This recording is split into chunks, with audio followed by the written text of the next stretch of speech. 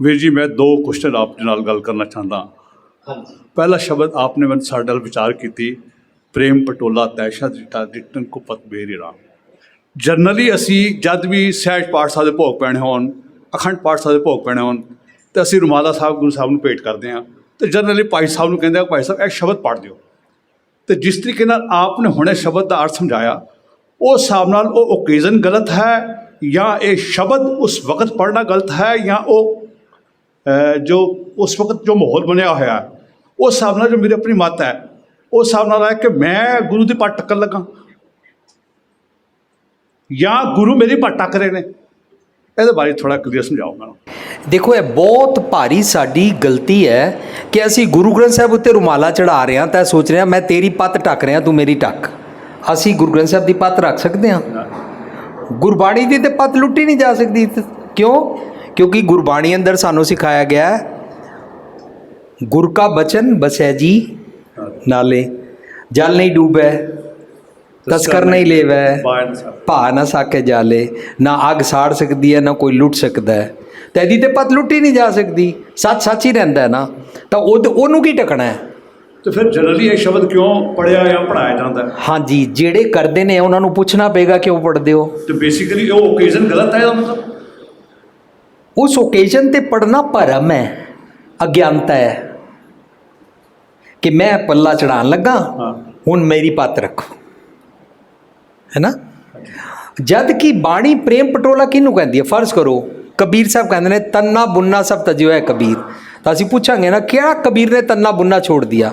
क्या कबीर ने अपनी वो जो बुनती कर रहा था खड्डी पे अपना जो कपड़ा बुन रहा था उसको बुनना छोड़ दिया? या यहाँ पर जो गंदे ख्याल तन्ना बुनना करता था वो फैब्रिक छोड़ दिया?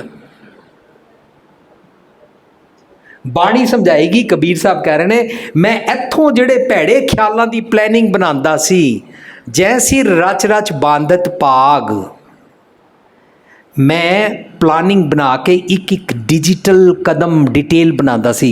ऐसे करूँगा फिर ऐसे करूँगा फिर ऐसे करूँगा फिर ऐसे करूँगा फिर ऐसे रिश्वत दे के बच जाऊँगा। देखते हो ना दिवाली वाले दिन असी अपनी अकाउंट की पुस्तक रख देंगे हाँ। इस पुस्तक अंदर असी हेरा फेरी की होती है, ये उत्ते लिख देंगे शुभ लाभ, फिर कोल जगा देंगे मोमबत्ती, फिर दीवा जगा देंगे। है की कर रहे होंगे असी? आप ही हेरा फेरी कर ली और आप ही अपने अपने मुकत भी करा लिया। रादर बनू इथों सोचना सी कि बनू मंदे ख्याल आते ने,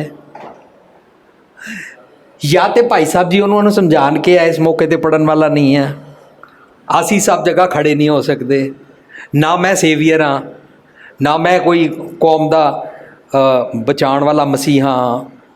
मैं तो उन्हें अपनी जीवन जाच सीख रहा, इसी करके साडे प्रोग्राम का नाम है जीवन जाच का खजाना, लिविंग ट्रेजर। मैं तो अपने बारे सीख रहा। यदा मतलब जिथे जिथे कोई रुमाला चढ़ा के श्लोक नूं पढ़ेगा अज्ञानता वस भरम वस, तो असी ओदी बानी फड़ सकते, ओदी जुबान नहीं रोक सकते। ईच इंडिविजुअल ने जिमें मेरी शकुन भैन ने विचार अज साझ की, ईच इंडिविजुअल ने गुरबाणी अज पढ़नी है, पर वो पढ़ी क्यों नहीं जा रही? प्रभात फेरी च मस्त हाँ। पढ़ी क्यों नहीं जा रही? नगर कीर्तन च मस्त हाँ। पढ़ी क्यों नहीं जा रही? संगमरमर सोना लगाने च मस्त हाँ। तो की है कि सब बंद कर दिए सी? ना ना ना, कौन कहता है? What should we do? ਤੁਸੀਂ कह रहे हो कि यह चीज़ां जो है साढ़े वास्ते व्यर्थ ने, पहले असं उन्हें समझने की कोशिश करिए। It may be right, I am not saying it is right, it may be right, पर जो असं कर्म कर रहे हैं अखौती कर्म कह सकते हो, कर्म कांड कह सकते हो, कुछ भी कह सकते हो, क्या ये सब असीं बंद कर दिए? ਤੁਹਾਡਾ ਨਾਂ ਕੀ है? मेरा नाम हरभजन सिंह है। हाँ जी, हरभजन सिंह। मेरे वीर हरभजन सिंह जी, एक स्त्री नूं फोन आता है ਉਹਦੇ पति का, शाम को मेरे मेहमान आ रहे हैं, अभी दोपहर के 2 बजे हैं, वो करीबन 8 बजे आएंगे, तुम्हारे पास 6 घंटे हैं, उनके लिए कुछ भी खाना बना के रखना। पत्नी कहती अच्छा। राइट। शामी जदों मेहमान आए तो टेबल ते शनील दा टेबल क्लॉथ विछया होया सी, एयर कंडीशन लगा के सारा कमरा ठंडा किया होया सी, ਖੁਸ਼ਬੂ ਛਿੜਕੀ ਹੋਈ ਸੀ। ਕਮਰੇ ਦਾ ਮਾਹੌਲ ਬਹੁਤ ਜ਼ੋਰਦਾਰ ਸੀ। ਕੁਰਸੀਆਂ ਬੜੀ ਅੱਛੇ ਢੰਗ ਨਾਲ ਲਗਾਈਆਂ ਹੋਈਆਂ ਸੀ। ਫਰਜ਼ ਕਰੋ 6 ਮਹਿਮਾਨਾਂ ਨੇ ਆਉਣਾ ਸੀ, 6 ਪਲੇਟਾਂ ਲੱਗੀਆਂ ਹੋਈਆਂ ਸੀ। ਫਰਜ਼ ਕਰੋ ਰਾਇਤਾ ਦੇਣਾ ਸੀ, ਇੱਕ ਰਾਇਤੇ ਦੀ ਪਲੇਟ ਅਲੱਗ ਲੱਗੀ ਹੋਈ ਸੀ। ਫਰਜ਼ ਕਰੋ ਸਵੀਟਿਸ਼ ਦੇਣੀ ਸੀ, ਸਵੀਟਿਸ਼ ਦੀ ਛੋਟੀ ਇੱਕ ਪਲੇਟ ਅਲੱਗ ਰੱਖੀ ਹੋਈ ਸੀ। ਫਰਜ਼ ਕਰੋ ਉਹਦੇ ਨਾਲ ਸਵੀਟਿਸ਼ ਖਾਣ ਵਾਸਤੇ ਇੱਕ ਛੋਟਾ ਚਮਚਾ ਰੱਖਿਆ ਜਾਂਦਾ, ਉਹ ਸੋਨੇ ਦੇ ਕਲਰ ਦਾ ਰੱਖਿਆ ਹੋਇਆ ਸੀ। ਫਰਜ਼ ਕਰੋ ਫੁਲਕਾ ਜਿਸ ਪਲੇਟ ਵਿੱਚ ਰੱਖਣਾ ਉਹ ਵੱਡੇ ਵਾਲੀ ਪਲੇਟ ਰੱਖੀ ਸੀ। फर्ज करो चावल छुरी कांटे नाल खाने चाहिए ने, चावल का वखरा बड़ा सुंदर बोल जिस पर सोने का पानी चढ़ा हुआ था, वो दुबई तो ले आके उन्हें रखा है सी। मेहमान आके बैठ गए 8 बजे, कहती मैं खाना पकाया ही नहीं। ओनू पति कह रहे ऐ की कीता है? वो सवाल पता की पूछ रही है, ना फिर प्लेटों रखा ही ना करिए, ना फिर चमचे रखे ही ना करिए, ना फिर एयर कंडीशन लाया ही ना करिए। ਉਹਦਾ ਪਤੀ ਪੁੱਛੇਗਾ ਰੋਟੀ ਕਿੱਥੇ ਹੈ? ਮੇਨ ਭੋਜਨ, ਇਹ ਭੋਜਨ ਅਲੱਭ ਹੈ ਸੰਤੋ, ਲੱਭ ਹੈ ਗੁਰ ਵਿਚਾਰ। ਗੁਰ ਵਿਚਾਰ ਕਦੋਂ ਕਰਾਂਗੇ? ਨਹੀਂ, ਤੁਸੀਂ ਮੇਰੀ ਗੱਲ ਨੂੰ ਬਿਲਕੁਲ ਚੇਂਜ ਕਰਤਾ ਜੀ। I'm not agree to it. The thing is ਕਿ ਮੈਨੂੰ ਇਹ ਸਮਝਾਓ ਕਿ ਅਸੀਂ ਉਹ ਕਰਨਾ ਚਾਹੀਦਾ, ਇਹ ਕਰਨਾ ਚਾਹੀਦਾ, ਇੱਕ ਤਰੀਕੇ ਇੱਕ ਤਰਫ ਲਾਓ ਸਾਨੂੰ। ਦੇਖੋ, ਅਸੀਂ ਗੁਰਦੁਆਰੇ ਜਾਈਏ ਜੀ, ਅਸੀਂ ਝਾੜੂ ਮਾਰੀਏ, ਅਸੀਂ ਪੋਚੇ ਮਾਰੀਏ, ਅਸੀਂ ਗੁਰੂ ਗ੍ਰੰਥ ਸਾਹਿਬ ਤੇ ਰੁਮਾਲਾ ਚੜਾਈਏ, ਅਸੀਂ ਚੰਦੋਆ ਚੜਾਈਏ, ਅਸੀਂ ਚੌਰ ਕਰੀਏ, ਰਾਈਟ, ਸਭ ਕੁਝ ਕਰੀਏ, ਪਰ ਸਿਰਮੌਰ ਕੰਮ ਰੱਖੀਏ ਕਿ ਜੇ ਕੋ ਖਾਵੇ ਜੇ ਕੋ ਪੁੰਚੈ ਤਿਸਕਾ ਹੋਏ ਉਧਾਰੋ ਵਾਲਾ। ਉਹ ਇਹਦੇ ਅੰਦਰ ਭੋਜਨ ਕੀ ਹੈ ਉਹ ਮੈਂ ਲੈਣਾ ਹੈ। ਪਰ ਕੀ ਹੋ ਗਿਆ, ਐਕਸਰਸਾਈਜ਼ ਸਾਰੀ ਉਸ ਬੀਬੀ ਵਾਂਗੂ ਪਲੇਟਾਂ ਦੀ ਚਮਚਿਆਂ ਦੀ ਹੋ ਗਈ, ਭੋਜਨ ਰਹਿ ਗਿਆ, ਹੈ ਨਾ। ਹੁਣ ਭੋਜਨ ਜਿਹੜੇ ਜਿਹੜੇ ਕਾਰਨਾਂ ਕਰਕੇ ਰਹਿ ਜਾਂਦਾ ਹੈ, ਅਸੀਂ ਉਹਨਾਂ ਕਾਰਨਾਂ ਨੂੰ ਪਹਿਲਾਂ ਇਗਨੋਰ ਕਰਾਂਗੇ ਜਾਂ ਆਪਣਾ ਸਮਾਂ ਭੋਜਨ ਵੱਲ ਲਗਾਵਾਂਗੇ। ਭੋਜਨ ਵੱਲ ਲਗਾ ਲਿਆ ਨਾ ਤਾਂ ਅਵਤਾਰ ਸਿੰਘ ਜੀ ਮੈਨੂੰ ਦੱਸੋ, ਜੇ ਮੈਂ ਭੋਜਨ ਵੱਲ ਲਗਾ ਲਿਆ, ਮੇਰੇ ਘਰ ਮਹਿਮਾਨ ਆਏ, ਮੈਂ ਉਹਨਾਂ ਦੇ ਹੱਥ 'ਚ ਫੁਲਕਾ ਰੱਖ ਕੇ ਦਾਲਾਂ ਪਾ ਦਿੱਤਾ ਨਾ, ਮਹਿਮਾਨ ਤਾਂ ਵੀ ਖਾ ਲੇਗਾ, खा लेगा। मेहमान नाराज हो जाएगा, प्लेट में क्यों नहीं रखे दी, नाराज हो जाएगा कि भाई प्लेट रख के सिस्टम नाल देना चाहिए। ठीक है, पर जदों असीं पहले जमाने च पत्तल ते रख के खा ही लेंदे सी ना, खा लेंदे सी। जिहड़ी सच्चाई है ना वो टाइम करके चेंज नहीं होंदी है। तुसीं मेरे मंतव नूं समझण दा यतन करो, मेरी नम्रता सहित बेनती नूं समझण दा यतन करो। असीं लभना है रुकावटां किहड़ियां किहड़ियां आ रहीआं ने, किहदे कारण मेरे बच्चे दा समा ज़ाया हो रहा है। मेरे बच्चे ने MBA दा एग्जाम देना सी, वो दे के उसकी नौकरी लग जाती। मेरे बच्चे नूं पता है मेरा पिता कमांदा नहीं है, मेरी भैन दा विआह करना है, साडे सिर ते दाज कर्जा बड़ा है, मेरी माँ हॉस्पिटल पई हुई है, पापा नूं कैंसर की बीमारी है। मेरे बेटे ने एग्जाम दे देना सी, पर मेरे बेटे दा समा ज़ाया हो गया सैल फोन देखदियां। मेरे बेटे दा समा ज़ाया हो गया मैगजीनां पढ़दियां। मेरे बेटे दा समा ज़ाया हो गया अपने दोस्तां यारां नाल फिरदियां। ਇਹ ਜਿਹੜੀਆਂ ਪ੍ਰੈਕਟਿਸਿਸ ਦੇ ਕਾਰਨ ਜਿਹੜੀਆਂ ਹਰਡਲਸ ਬਣ ਗਈਆਂ ਸੀ। ਮੇਨ ਤੱਤ ਦੀ ਗੱਲ MBA ਦਾ ਐਗਜ਼ਾਮ, ਇਹਨਾਂ ਹਰਡਲਸ ਨੂੰ ਇਗਨੋਰ ਕਰਕੇ ਇਸ ਪਾਸੇ ਧਿਆਨ ਕਰਾਂਗੇ ਨਾ, ਕਰਾਂਗੇ ਕਿ ਨਹੀਂ ਕਰਾਂਗੇ, ਹੈ ਨਾ। ਦੇਖ ਅਸੀਂ ਹਸਪੀਟਲ ਖੋਲੀਏ, ਡਾਕਟਰ ਹੀ ਨਾ ਹੋਵੇ, ਹਸਪੀਟਲ ਖੋਲੀਏ, ਟੀਕਾ ਲਾਉਣ ਵਾਸਤੇ ਸਟੈਥੋਸਕੋਪ ਤੱਕ ਡਾਕਟਰ ਦੇ ਸਮੇਤ ਦਵਾਈਆਂ ਹੀ ਨਾ ਹੋਣ, ਤਾਂ ਅਸੀਂ ਮੇਨ ਗੱਲਾਂ ਫਿਰ ਉਹ ਕਰਾਂਗੇ ਨਾ, ਬਜਾਏ ਇਸ ਦੇ ਕਿ ਹਸਪੀਟਲ ਦੀਆਂ ਦੀਵਾਰਾਂ ਦੀਆਂ ਗੱਲਾਂ ਕਰੀਏ। ਇਹ ਹਸਪੀਟਲ ਕਿੰਨੇ ਬਣਾਇਆ ਸੀ, ਕਿੰਨੇ ਮਜ਼ਦੂਰ ਲੱਗੇ ਸੀ, ਕਿੰਨਾ ਦੇ ਅੰਦਰ ਇੱਟਾਂ ਪਾਈਆਂ ਹੋਈਆਂ, ਕਿੰਨਾ ਦੇ ਅੰਦਰ ਸਰੀਆ ਲੱਗਾ ਹੋਇਆ। This thing does not help to the patient. ਪਰ ਲੋੜ ਤਾਂ ਦੋਨਾਂ ਚੀਜ਼ ਦੀ ਵੀ ਹੈ ਨਾ, ਹਸਪੀਟਲ ਦੀ ਲੋੜ ਹੈ, ਡਾਕਟਰ ਦੀ ਵੀ ਲੋੜ ਹੈ। ਤੁਸੀਂ ਕਹਿੰਦੇ ਹੋ ਕਿ ਡਾਕਟਰ ਹੋਣਾ ਚਾਹੀਦਾ, means you should be totally oriented to Gurbani ਨੂੰ ਅਸੀਂ ਕੋਸ਼ਿਸ਼ ਕਰੀਏ ਸਮਝਣ ਦੀ, ਵਿਚਾਰ ਕੇ ਆਪਣੀ ਜ਼ਿੰਦਗੀ ਢਾਲਣ ਦੀ ਕੋਸ਼ਿਸ਼ ਕਰੀਏ। ਦਿਸ ਵੈਰੀ ਮਚ ਰਾਈਟ, ਬਟ ਉਹ ਸਭ ਚੀਜ਼ਾਂ ਪਰਖਣ ਵਾਸਤੇ ਸਾਨੂੰ ਕੋਈ ਪਲੇਟ ਜਾਂ ਕੋਈ ਤਸਲਾ, ਕੋਈ ਡਾਕਟਰ, ਕੋਈ ਹਸਪੀਟਲ ਸੇ ਚਾਹੀਦੇ ਨਾ। ਡਾਕਟਰ ਹੈਗਾ, I don't doctor is there, but hospital ਨਹੀਂ ਹੈਗਾ ਤਾਂ ਡਾਕਟਰ ਦੀ ਕੀ ਵੈਲਿਊ ਹੈ? ਅੱਛਾ, ਤੁਸੀਂ ਮੇਰੇ ਨਾਲ ਮੇਦਾਂਤਾ ਹਸਪੀਟਲ ਚੱਲੋ, ਮੇਦਾਂਤਾ ਹਸਪੀਟਲ ਚੱਲੀਏ।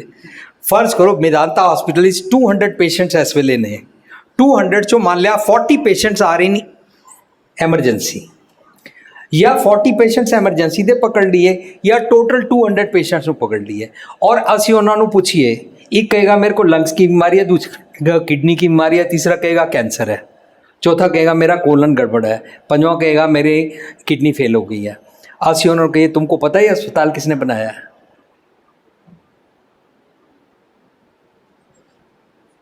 ਅਸੀਂ ਉਹਨਾਂ ਨੂੰ ਪੁੱਛੀਏ तुमको पता है अस्पताल बनाने में कितने मरीज लगे थे? ਉਹਨੂੰ ਕੀ ਲੈਣਾ ਦੇਣਾ ਉਹਦਾ? वाह,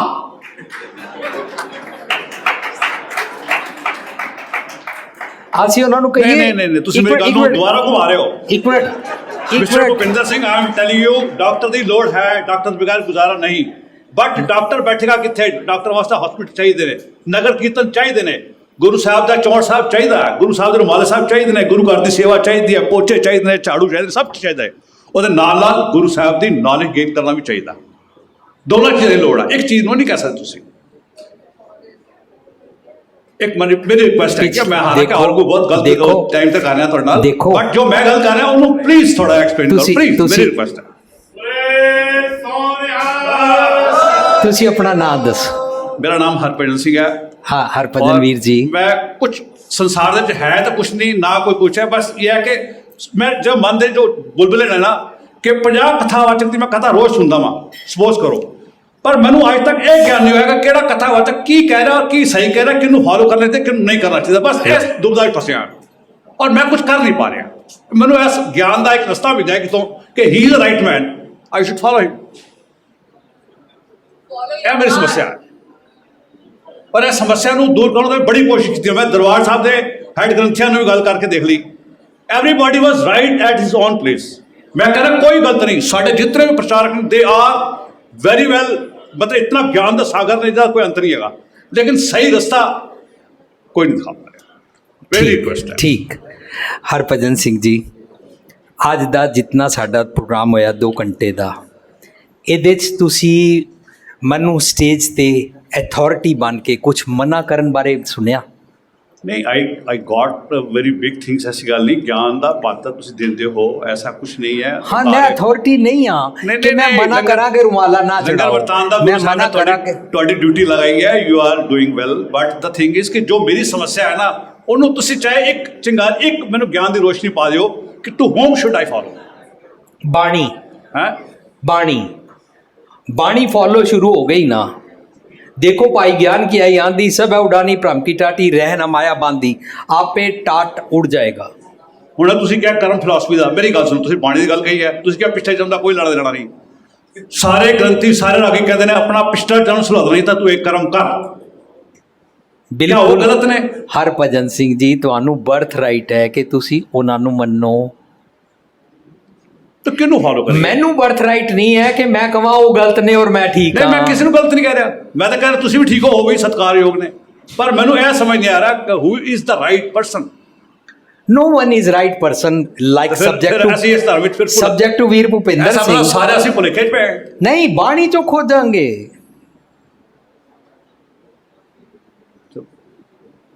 देखो, ਤੁਸੀਂ ਉਹਨੇ ਕਿਹਾ ਕਨਫਿਊਜ਼ਨ ਹੈ, ਕਰੈਕਟ? ਜੇ ਮੈਂ ਕਹਾਂ ਮੈਨੂੰ ਵੀ ਕਨਫਿਊਜ਼ਨ ਹੈ ਤਾਂ ਮੈਂ ਆਪਣਾ ਇਹ ਸੈਂਟੈਂਸ ਰੀਫਰੇਜ਼ ਕਰਾਂਗਾ। ਮੈਂ ਰੀਫਰੇਜ਼ ਕਰਕੇ ਕਹਾਂਗਾ ਮੈਨੂੰ ਕਨਫਿਊਜ਼ਨ ਸੀ, ਮੇਰਾ ਕਨਫਿਊਜ਼ਨ ਦੂਰ ਹੋ ਗਿਆ ਜਦੋਂ ਗੁਰੂ ਨੇ ਮੈਨੂੰ ਕਿਹਾ ਆਪ ਨੜੇ ਗਿਰਵਾਨ ਮੈਂ ਸਿਰ ਨੀਵਾ ਕਰ ਵੇਖ। ਬਸ ਮੈਂ ਆਪਣੀ ਗਿਰਵਾਨੀ ਝਾਕਣਾ ਸ਼ੁਰੂ ਕਰ ਦਿੱਤਾ, ਕਨਫਿਊਜ਼ਨ ਕਲੀਅਰ ਹੋ ਗਿਆ। मनु बाणी जो नजर आया, बाणी कह रहे ने आप सवारे मैं मिलिया सुख होए। मैं अपना सवारन वास्ते मैसेज पढ़ने शुरू कर दिते, समझने शुरू कर दिते, मेरा कन्फ्यूजन क्लियर हो गया।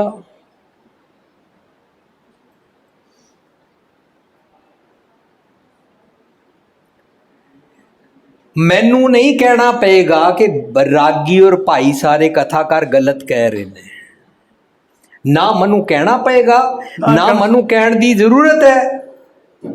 मैनू तो यह बेनती है जिसनू कन्फ्यूजन है वो गुरबाणी चो खोज के पढ़े। जे उन्होंने गुरबाणी पढ़ के कितों यह सुनिया लभे कि प्रेम पटोला का मतलब रुमाला चढ़ाना होंदा है तो ठीक है, ਨਹੀਂ ਜਿਸ ਤਰ੍ਹਾਂ ਕਹਿ ਗੁਰਬਾਣੀ ਖੋਜੋ, ਇਹ ਜੋ ਸ਼ਬਦ ਤੁਸੀਂ ਹੁਣੇ ਸੁਣਿਆ ਪ੍ਰੇਮ ਪਟੋਲਾ, ਇਹ ਅਸੀਂ ਕਈ ਵਾਰੀ ਪੜ੍ਹ ਚੁੱਕੇ ਹੋਵਾਂਗੇ। ਗੁਰੂ ਗ੍ਰੰਥ ਜੋ ਵੀ ਸਹਿਜ ਪਾਠ ਕਰਦੇ ਮੇਰੇ ਵੀਰ ਭੈਣਾਂ ਸਭ ਕਰਦੇ ਨੇ, ਪੜ੍ਹਦੇ ਨੇ, ਔਰ ਜਦ ਪੜ੍ਹਦੇ ਨੇ ਸਾਡੇ ਦਿਮਾਗ 'ਚ ਇੱਕੋ ਹੀ ਧਿਆਨ ਚਾਹੁੰਦਾ ਹੈ ਕਿ ਮੈਂ ਗੁਰੂ ਸਾਹਿਬ ਤੋਂ ਮਾਲਾ ਚੜਾਉਣਾ ਤਾਂ ਇਹ ਸ਼ਬਦ ਪੜ੍ਹਨਾ ਹੈ। ਅੱਜ ਤੁਸੀਂ ਮੈਨੂੰ ਕਲੀਅਰ ਕੀਤਾ ਕਿ ਇਹ ਉਸ ਓਕੇਜ਼ਨ ਗਲਤ ਹੈ। It was not the occasion that ਕਿ ਵੀ ਅਸੀਂ ਉਸ ਵਕਤ ਜਦ ਅਸੀਂ ਪਾਠ ਤੇ ਸਹਿਜ ਪਾਠ ਦਾ ਭੋਗ ਪਾ ਰਹੇ ਹਾਂ ਤਦ ਅਸੀਂ ਰੁਮਾਲਾ ਸਾਹਿਬ ਭੇਟ ਗੁਰੂ ਨੂੰ ਕਰ ਰਹੇ ਹਾਂ, ਤਾਂ ਇਹ ਸ਼ਬਦ ਪੜ੍ਹਨਾ ਚਾਹੀਦਾ, ਬਿਕਾਜ਼ ਇਹਦਾ ਮੀਨਿੰਗ ਤਾਂ ਕੁਝ ਹੋਰ ਹੈ ਔਰ ਅਸੀਂ ਕਰਮ ਹੋਰ ਕੁਝ ਕਰਦੇ ਪਏ। ਤੇ ਇਹਨੂੰ ਸਾਨੂੰ ਸਮਝਾਉਣ ਵਾਸਤੇ ਕੌਣ ਆਏਗਾ, ਕੌਣ ਦੱਸੇਗਾ? ਦੇਖੋ ਜੀ, ਭੁਪਿੰਦਰ ਸਿੰਘ ਤਾਂ ਨਹੀਂ ਕਰ ਸਕਦਾ। ਨਹੀਂ ਮੈਂ ਆਮ ਨਾਟ ਪਰਟੀਕੁਲਰ, ਮੈਂ ਕਿਸੇ ਬੰਦੇ ਨੂੰ ਪਿੰਡ ਪੁਆਇੰਟ ਨਹੀਂ ਕਰ ਰਿਹਾ। ਮੇਰੇ ਕਹਿਣ ਦਾ ਮਤਲਬ ਹੈਗਾ ਕਿ ਸਾਨੂੰ ਇਹ ਸੋਚੀ ਕਿਸ ਤਰ੍ਹਾਂ ਪਏਗੀ। ਗੁਰੂ ਗ੍ਰੰਥ ਸਾਨੂੰ ਪੜ੍ਹਿਆ, ਮੈਂ ਉਹ ਸ਼ਬਦ ਪੜ੍ਹਿਆ ਔਰ ਮੈਨੂੰ ਭਾਈ ਨੇ ਕਿਹਾ ਕਿ ਵੀ ਜ਼ਿਆਦਾ ਅਖੰਡ ਸਹਿਜ ਪਾਠ ਦਾ ਭੋਗ ਪਿਆ, ਤੁਸੀਂ ਇਹ ਸ਼ਬਦ ਪੜ੍ਹਨਾ ਹੈ। ਉਹ ਸ਼ਬਦ ਪੜ੍ਹ ਕੇ ਉਹਨੇ ਰੁਮਾਲਾ ਸਾਹਿਬ ਪਾਤਾ। ਮੇਰੇ ਦਿਮਾਗ 'ਚ ਮੀਨਿੰਗ ਉਹੀ ਹੈ, ਰੀਅਲੀ ਦੱਸਾਂ ਮੈਂ ਅੱਜ ਤੱਕ ਹੁਣੇ 5 ਮਿੰਟ ਪਹਿਲੇ ਮੇਰੇ ਮੀਨਿੰਗ ਆਈ ਸੀਗਾ। ਇਸ ਦਾ ਮਤਲਬ ਹੈ ਕਿ ਮੈਂ ਗੁਰੂ ਦੇ ਪਾਸ ਤੱਕ ਰਿਹਾ। ਮੇਰੀ ਕੀ ਤਾਕਤ ਹੈਗੀ? ਮੇਰੀ ਕੋਈ ਤਾਕਤ ਨਹੀਂ, ਕੋਈ ਹਰਤ ਨਹੀਂ, ਕਿਉਂਕਿ ਗੁਰੂ ਮੈਨੂੰ ਸਭ ਕੁਝ ਦੇ ਰਿਹਾ। ਇਹ ਤੁਹਾਡੀ ਵਿਵੇਕ ਬੁੱਧੀ ਕੰਮ ਕਰ ਰਹੀ ਹੈ, ਕਾਮਨ ਸੈਂਸ ਕੰਮ ਕਰ ਰਹੀ ਹੈ, ਡਿਵਾਈਨ ਇੰਟੈਲੈਕਟ ਕੰਮ ਕਰ ਰਿਹਾ ਹੈ। ਲੇਕਿਨ ਇਹ ਤਾਂ ਇੱਕ ਛੋਟੀ ਚੀਜ਼ ਹੈ ਨਾ, ਪੂਰੇ ਗ੍ਰੰਥ ਸਾਹਿਬ ਦੇ 64 ਅੰਗ ਨੇ। ਇੰਜ ਹੀ ਗੁਰਬਾਣੀ ਹੋਰ ਲੱਖਾਂ ਟੌਪਿਕਸ ਤੇ ਡਿਵਾਈਨ ਇੰਟੈਲੈਕਟ ਦੀ ਅੱਖ ਖੋਲਦੀ ਹੈ। ਵਿਵੇਕ ਬੁੱਧੀ ਦੀ ਅਕਲ ਸਮਝਾਉਂਦੀ ਹੈ।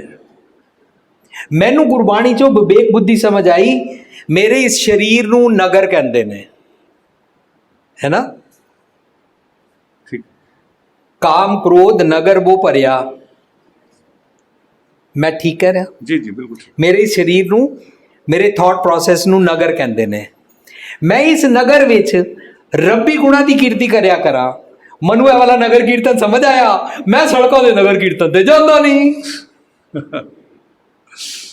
ਮੈਂ ਆਪਣਾ ਨਗਰ ਕੀਰਤਨ ਕਰਨਾ ਸਿੱਖ ਰਿਹਾ ਗੁਰਬਾਣੀ ਚੋਂ। ਕਾਮ ਕ੍ਰੋਧ ਨਗਰ ਬੋ ਭਰਿਆ, ਮਿਲ ਸਾਧੂ ਖੰਡਲ ਖੰਡਾਏ, ਪੂਰਬ ਲਿਖ ਲਿਖੇ ਗੁਰ ਪਾਇਆ, ਮਨ ਹਾਰਲੀ ਮੰਡਲ ਮੰਡਾਏ, ਕਰ ਸਾਧੂ ਅੰਜਲੀ ਪੁਨ ਉੱਡਾਏ, ਕਰ ਡੰਡੌਤ ਪੁਨ ਉੱਡਾਏ। ਮੈਂ ਨਮਰਤਾ ਨਾਲ ਸਿੱਖ ਰਿਹਾ ਕਿ ਮੈਂ ਆਪਣੇ ਸਰੀਰ ਰੂਪੀ ਨੈਗੇਟਿਵ ਥਾਟਸ ਦੇ ਨਗਰ ਨੂੰ ਦੁਬਾਰਾ ਕਿਵੇਂ ਵਸਾਵਾਂ। ਜੋ ਹੀ ਮੈਂ ਕੁਐਸਚਨ ਪੁੱਟ ਅਪ ਕੀਤਾ, ਗੁਰੂ ਸਾਹਿਬ ਨੇ ਮੈਨੂੰ ਸ਼ਬਦ ਦਿੱਤਾ, ਪੰਜ ਮਨਾਏ, ਪੰਜ रुसाए, पंच वसाए, पंच गवाए, इन भी नगर उठा मेरे भाई। अबे मैंने पहले नगर की बात की थी, मेरे को नगर बसाना भी सिखा रहे हैं। अंदरों पंज मंदे ख्याल छड़ दे, पंज चंगे ख्याल वसा लै, इन बिद नगर उठा मेरे भाई। मनु यह नगर कीर्तन समझ आना शुरू हो गया। मेरे नगर कीर्तन सड़कों ते ट्रैफिक जैम नहीं होता। मेरे नगर कीर्तन किसी माता बीमार नूं या कार्डियक पेशेंट नूं हॉस्पिटल जाना पै रहा, उसकी एंबूलेंस रोकनी नहीं पैंदी। मेरे नगर कीर्तन खा के लोगों का सड़कों ते जो बाद हाँ असी संभालते हाँ जी जी या संभालते नहीं, उत्थे पिया रहिंदा है। हाँ यस, वो नहीं होंदा ना।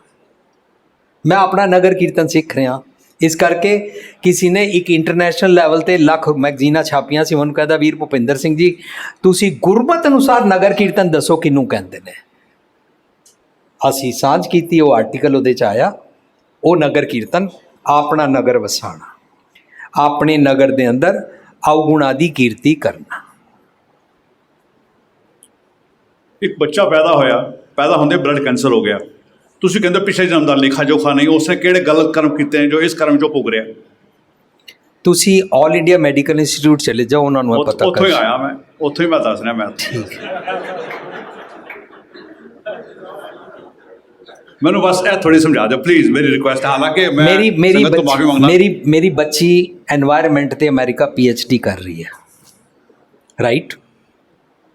ਉਹਨੇ ਮੈਨੂੰ ਦੱਸਿਆ, ਪਾਪਾ ਅੱਜ ਜਿਹੜਾ ਬੱਚਾ ਇੱਕ 30 ਸਾਲ ਦੀ ਮਾਂ ਨੇ ਪੈਦਾ ਕੀਤਾ, ਉਸ ਬੱਚੇ ਦੇ ਹਾਰਟ 'ਚ ਹੋਲ ਹੈ, ਜਾਂ ਉਹ ਬੱਚਾ ਡਾਇਬਟਿਕ ਹੈ, ਜਾਂ ਉਹ ਬੱਚਾ ਕੈਂਸਰ ਦਾ ਮਰੀਜ਼ ਹੈ। ਕਹਿੰਦੀ ਹੈ ਇਹ ਸਟੱਡੀ ਨਿਕਲੀ ਹੈ ਕਿ ਉਹਦੀ ਮਾਂ ਨੇ ਜਦੋਂ 16 ਸਾਲ ਦੀ ਕਾਲਜ ਗਈ ਸੀ ਤਾਂ ਉਹਨੇ ਸਿਗਰਟ ਜਾਂ ਸ਼ਰਾਬ ਪੀਤੀ ਸੀ। ਅਸੀਂ ਤੇ ਪਿਛਲੇ ਜਨਮਾਂ ਦੇ ਕਰਮਾਂ ਨਾਲ ਜੋੜ ਲਿਆ। ਫਿਰ ਉਸ ਬੱਚੇ ਦਾ ਕੀ ਕਰਮ ਖੋਟਿਆ ਗਿਆ? ਅਗਰ ਮੰਨ ਲਓ ਉਸਦੀ ਮਾਂ ਨੇ ਸਿਗਰਟ ਸ਼ਰਾਬ ਪੀਤੀ, ਨਹੀਂ, ਪਰ ਅਸੀਂ ਉਹਦੀ ਮਾਂ ਦਾ ਅਵਗੁਣ ਤੇ ਲੱਭਿਆ ਹੀ ਨਹੀਂ। ਅੱਛਾ, ਜੇ ਇਹ ਗੱਲ ਪ੍ਰਚਲਿਤ ਹੋ ਜਾਏ कि तुम अगर आज एक भी सिगरेट का कश लगाते हो, तुम अगर एक भी पैग का शराब का पीते हो, इसके कारण तुम जब प्रेगनेंसी लोगे तो तुम्हारे बच्चे को बीमारी लग सकती है। ਜਦੋਂ ਅਸੀਂ ਇਹ ਵਾਲੀ ਗੱਲ ਪ੍ਰਚਲਿਤ ਕਰਾਂਗੇ ਤਾਂ ਜਿਸ ਬੱਚੇ ਦੇ ਵਾਸਤੇ ਤੁਸੀਂ ਗੱਲ ਕਰ ਰਹੇ ਹੋ ਵੈਸੇ ਵਾਲਾ ਬਿਮਾਰ ਬੱਚਾ ਪੈਦਾ ਹੀ ਨਹੀਂ ਹੋਇਆ ਕਰੇਗਾ। ਜਿਵੇਂ ਅੱਜ ਸਾਰੀ ਦੁਨੀਆ ਵਿੱਚ ਇੱਕ ਇੰਜੈਕਸ਼ਨ ਨਿਕਲਿਆ ਜਿਸ ਨੂੰ ਅਸੀਂ ਕੀ ਕਹਿੰਦੇ ਆ ਪੋਲੀਓ ਦਾ। ਅੱਜ ਪੋਲੀਓ ਖਤਮ ਹੋ ਗਿਆ ਨਾ, ਐਂਡ ਫਿਰ ਉਹ ਬੱਚਾ ਪੈਦਾ ਹੀ ਨਹੀਂ ਹੋਇਆ ਕਰੇਗਾ ਜਿਹਦੇ ਬਾਰੇ ਤੁਸੀਂ ਕਹਿ ਰਹੇ ਹੋ ਬੱਚੇ ਦਾ ਕੀ ਕਸੂਰ ਹੈ। ਉਹ ਬੱਚੇ ਦਾ ਕਸੂਰ ਨਹੀਂ ਹੈ, ਲੇਕਿਨ ਉਸ ਬੱਚੇ ਦੇ ਮਾਂ ਦੇ ਜਿਹੜੇ ਜੀਨਸ ਤੋਂ ਬਿਮਾਰੀਆਂ ਆ ਰਹੀਆਂ ਨੇ ਉਹਦੇ ਬਾਰੇ ਸਟੱਡੀ ਨਹੀਂ ਕੀਤੀ, ਇਸ ਕਰਕੇ ਐਸੇ ਵਾਲਾ ਬੱਚਾ ਪੈਦਾ ਹੋ ਰਿਹਾ ਹੈ। ਸੋ ਸਾਨੂੰ ਜੜ ਲੱਭਣੀ ਪਏਗੀ। ਜਦੋਂ ਅਸੀਂ ਜੜ ਲੱਭਾਂਗੇ, ਦੇਖੋ ਕਿਸੇ ਵੀ ਗੁਰਦੁਆਰੇ ਦੇ ਅੰਦਰ ਦੋ ਕਮੇਟੀਆਂ ਆਪਸ ਵਿੱਚ ਲੜ ਰਹੀਆਂ ਤਾਂ ਅਸੀਂ ਜੜ ਲੱਭਿਆ, ਇਹ ਜੜ ਬਿਮਾਰੀ ਹੈ ਇਲੈਕਸ਼ਨ, ਤਾਂ ਅਸੀਂ ਫਿਰ ਇਲੈਕਸ਼ਨ ਤੋਂ ਜਾਨ ਛੁਡਾਵਾਂਗੇ ਨਾ। ਛੁੱਟੇ या ना छुटे गल अखरी है। साडा फर्ज बनता है ना कि हम बीमारी की जड़ तक जाएं, तो इस तरह ही हर क्वेश्चन की बीमारी की जड़ तक जावांगे। पहला बच्चा माँ के पेट विच मर जाता सी, वो कहंदा सी पिछले जन्म की किस्मत। हुण उन्होंने डॉक्टरों ने लभ्या कि माँ की कैमिस्ट्री या कुछ गड़बड़ हुई है, तो उन्होंने उस बच्चे को बचा लिया। जदों बचा लिया, बच्चा जिंदा भी है, बच्चा ठीक भी है, और एक सेंटेंस खत्म हो गया कि ये पिछले जन्म के कर्मों करके था। साडी पुस्तक है वीर जी उत्थे पई है, उसका नाम है जीवन मुकत। ਉਹਦੇ ਵਿਚਕਾਰ ਸਾਰੇ ਪਿਛਲੇ ਜਨਮ ਦੇ ਕਰਮ, ਮੱਥੇ ਲਿਖੇ ਭਾਗ, ਸਵਰਗ ਨਰਕ, ਧਰਮਰਾਜ ਚਿਤਰਗੁਪਤ, ਮੱਥੇ ਲਿਖੇ ਭਾਗ, ਮੱਥੇ ਲਿਖੇ ਕਰਮ, ਔਰ ਇਹ ਸਾਰੇ ਨਾਲ ਸ਼ਬਦ, ਇਹ ਸਾਰੇ ਟੌਪਿਕਸ ਤੇ ਉਹਦੇ ਡਿਸਕਸ ਕੀਤੇ ਗਏ ਨੇ। ਮੇਰੀ ਬੇਨਤੀ ਹੈ ਉਹਨੂੰ ਪੜ੍ਹੋ, ठीक है। Thank you. 5 मिनट पहले तुसी लवस के, मैं लास्ट लवस कह उठ रहा, मैं I am not judging. 5 minute पहले पिछले कह कि पिछले कर्मां दा, पिछले जन्म दा कोई लेना देना नहीं है गुरमत विच। और हुणे तुसी कहा कि मैं बहुत बड़ी किताबां जिन्हां च ये सारी ਉਹਦੇ 'ਚ ਅਸੀਂ ਗੁਰਬਾਣੀ ਦੇ ਭਾਵ ਅਰਥ ਲਿਖੇ ਨੇ ਕਿ ਇੱਕ ਲਫ਼ਜ਼ ਜੇ ਆਏ ਨੇ ਤਾਂ ਇਹਨਾਂ ਦਾ ਅਰਥ ਕੀ ਹੁੰਦਾ ਹੈ। ਅਸੀਂ ਉਹ 100 ਕਾਰਡ ਥਿਉਰੀ ਕੇ ਪਿਛਲੇ ਜਨਮੋਂ ਕੇ ਕਰਮੋਂ ਕਰਕੇ हुआ ਉਹ ਨਹੀਂ ਲਿਖੀ ਹੈ। ਅਸੀਂ ਗੁਰਬਾਣੀ ਦੀਆਂ ਪੰਕਤੀਆਂ ਲਿਖੀਆਂ ਹੈ ਕਿ पूरब कर्म अंकुर जब प्रगटे, पूरब कर्म किनू कहते हैं, वो गुरमत अनुसार समझण दा जतन की। वाहिगुरू जी खालसा, खालसा समा बहुत ज़्यादा ले लिया, कोई गल नहीं, प्लीज़ थैंक्स फॉर